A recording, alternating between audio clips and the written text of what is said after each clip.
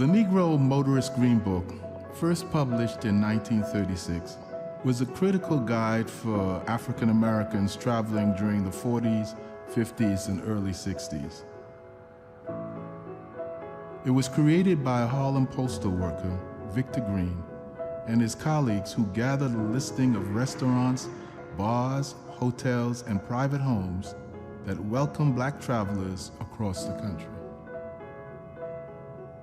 In a time where Americans started hitting the road, African Americans faced restrictions as they traveled. Although you could purchase a car, you couldn't get gas, stay in hotels, or eat in restaurants. Travel was difficult and dangerous. Ben's Chili Bowl at 1213 U Street, Washington, D.C. was originally a silent movie theater called the Minnehaha. It was later featured in the Green Book as a pool hall. Since 1958, Ben's Chili Bowl has continued the legacy of the Green Book, providing a refuge for the whole community. I was born in Washington, D.C. in 1939 in a segregated hospital. I lived in a segregated neighborhood, and I went to a segregated school. First, I didn't realize any difference because all the people around me looked like me, and I was comfortable with that until I realized that I was being discriminated against. We couldn't shop downtown at the major stores. You couldn't try on clothes. You couldn't try on hats because if you tried them on, they didn't want you to get grease on the hats. You know, we oil our hair. And our makeup is dark. And so they didn't want us to try on clothes because you might get makeup on the clothes. I remember being about 7, maybe 10 years old in Hecht's department store when a little girl called me a nigger and spat on me. And I couldn't retaliate. I couldn't say anything. I couldn't do anything. I was so angry inside, but I couldn't do anything about it because I knew that it would be blamed on me.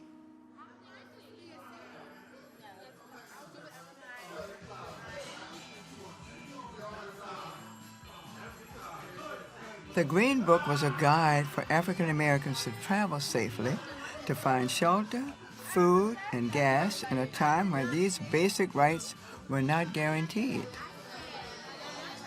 Washington, D.C.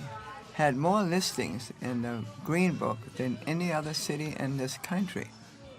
The 1213 U Street was listed in the Green Book, and that's why we're sitting here in Ben's Chili Bowl at 1213 U Street today.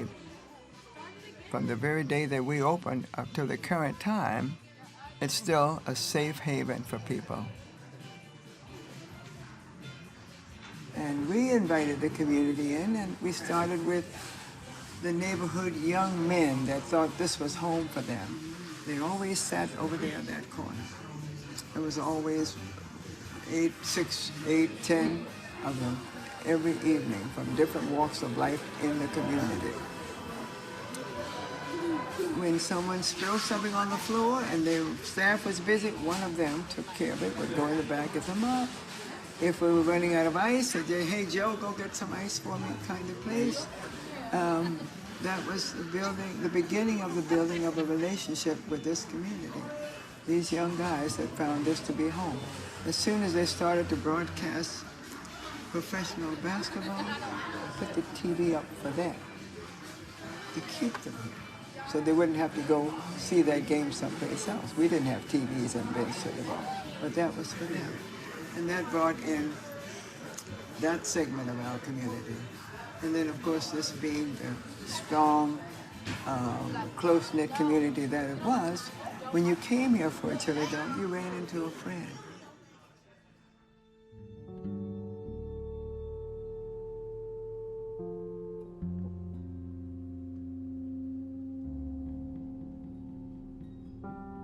Particularly in the early 50s. When we would leave Washington, D.C.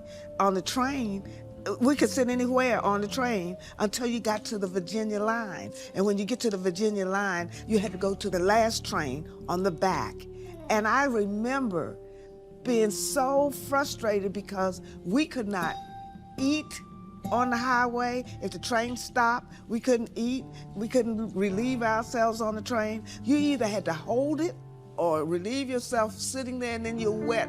When the train stopped, you would get off the train and you would relieve yourself outside, almost like you would if you were a dog.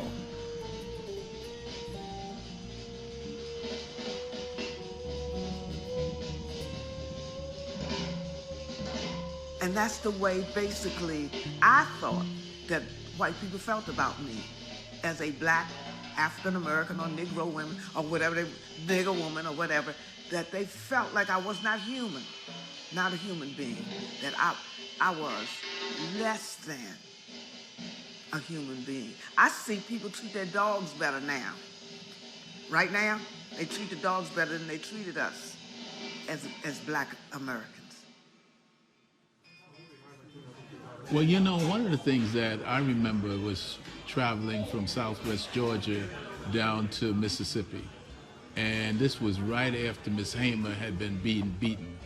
I mean, they dragged her off the bus and beat her. And, you know, I mean, crippled her. And one of the things that I remembered on that bus, I felt that two things. First, I had to sit in the front of the bus, just like you. But second, I also was in my head saying, you know, what am I going to do if these people come on the bus and try to treat me like Miss Hamer? And one of the things I was very clear about is that I was not getting off the bus and going to any of these places to try to use the bathroom. I was not going to get off the bus to try to try to get anything to eat. I knew enough to pack a lunch before I got on that bus.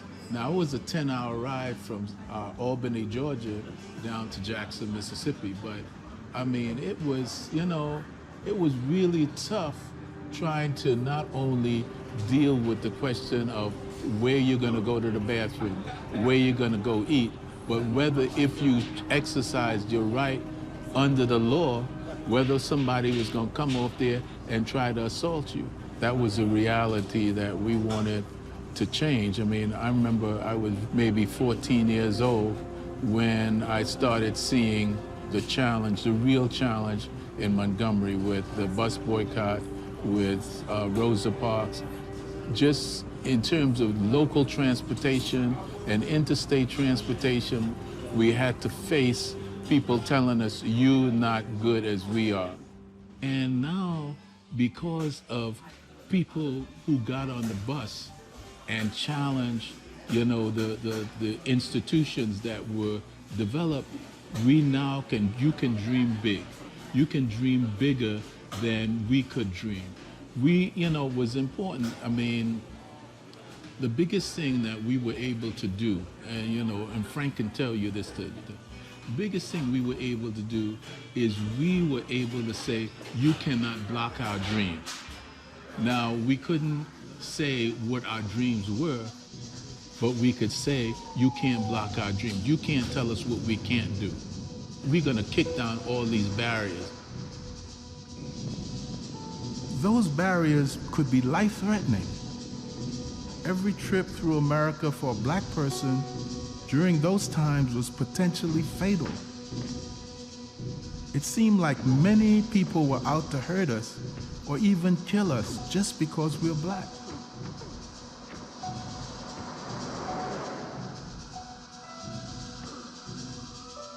The assumption is at some time it stopped. And that's not the case. It never stopped. That's a continuous thing that hasn't changed since the beginning of the relationship that exists here between blacks and whites in the United States. It's like a river that keeps flowing, and we don't really see all of it, but at the end of the day, it's something that started back in slavery and continues today. Young black people don't have the green book in front of them but they have it in their head. Well, you're no longer looking at, no Negroes allowed and stuff like that, but you're looking at the same thing which says, these are barriers here, and then people feel that if you cross these barriers, they have a right to kill you.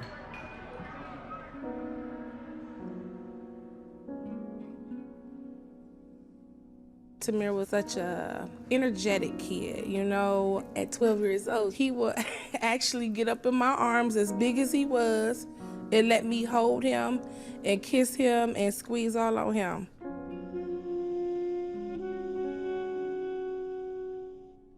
So that day when you got the knock on the door, what happened?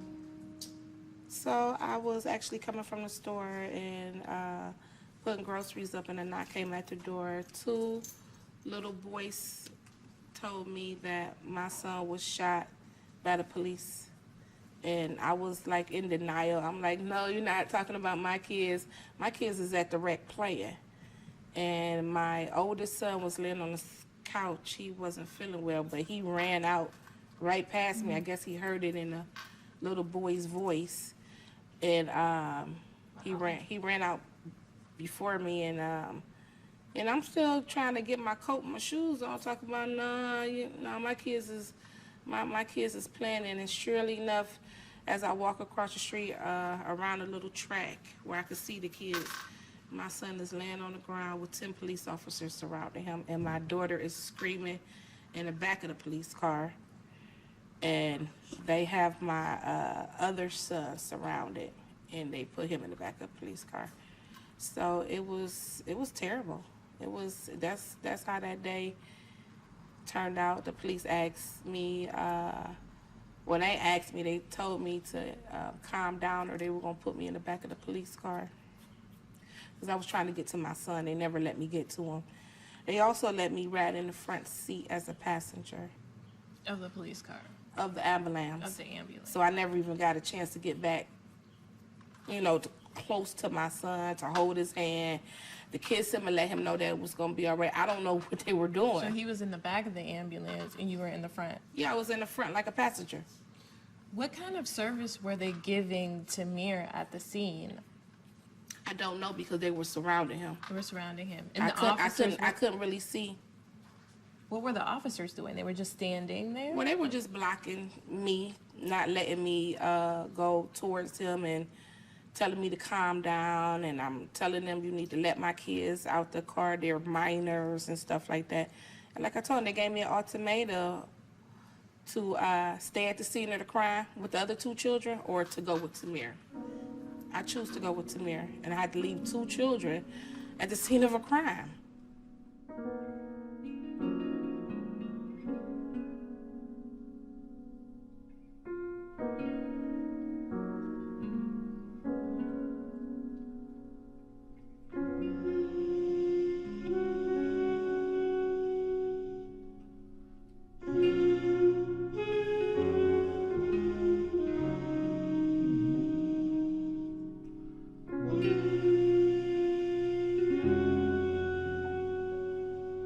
Everybody's seen what happened to my son.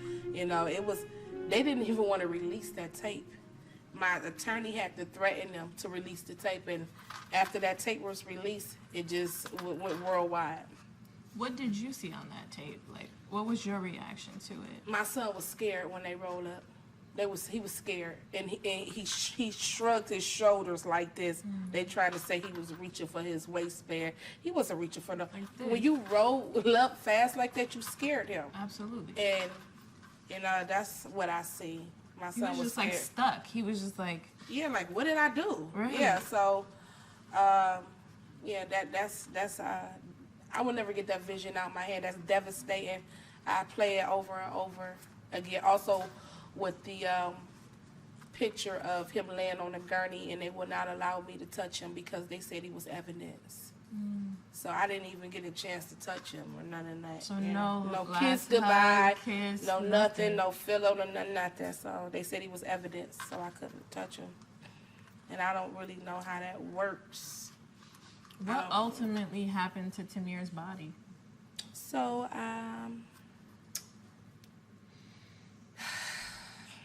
I had to get Tamir. Well, I didn't have to. I chose to get him cremated. I don't really think I told anyone that, but I don't want to leave my son in Cleveland when I leave Ohio. So I will be taking him and my mother with me. And yeah, I have them in urns in my house. So to take him everywhere that you go, Yeah. every stage of the rest of your life. Yeah, he has to go with me. Yeah, because he just has to go. I wasn't finished raising him, you know. I wasn't finished nourishing him, and America robbed me. Yep, they robbed me. So when people talk about the American dream, what do you call it? A nightmare, especially if you're black. Yeah.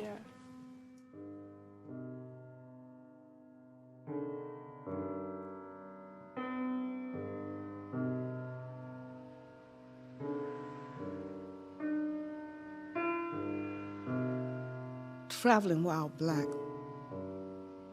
means to me that discrimination, segregation is still alive and well. And that even though I don't have to have the green book to guide me to a black person's house, and I can stay in any hotel I want, but just think about the people who have been killed while traveling black. A young man who was involved in the schools in the area where he lived, killed in front of his fiancée and their child, traveling while black. Traveling while black, I'm driving down the highway and the police decide to stop me. Even though I'm an elderly black woman, I could be killed just because I'm black and don't give them the answer that they want. Traveling while black in America is still happening. And I am really frightened for black men traveling while black. I wonder, when does it end?